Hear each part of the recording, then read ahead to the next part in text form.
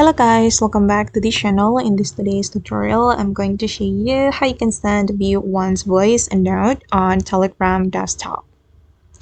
Okay, let's get into it guys. Here I have opened my personal computer, and first of all, I'm going to open up the Telegram application.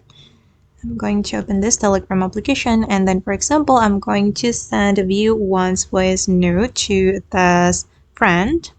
And we can click on this microphone icon to send the voice note. You can tap and hold on your touchpad to record the voice note. Okay, and then I'm going to click on this pause button. Alright, and if you want to send it as view one's voice note, you can click on the symbol, one symbol, right? And the recipient will be able to listen only once.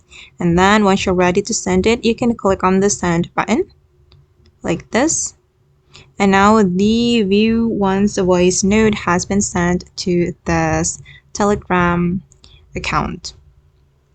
Okay guys, and that's all the way to send view one's voice note on Telegram desktop. I hope this tutorial will be useful for you. Thank you so much for watching, and see you in the next video guys.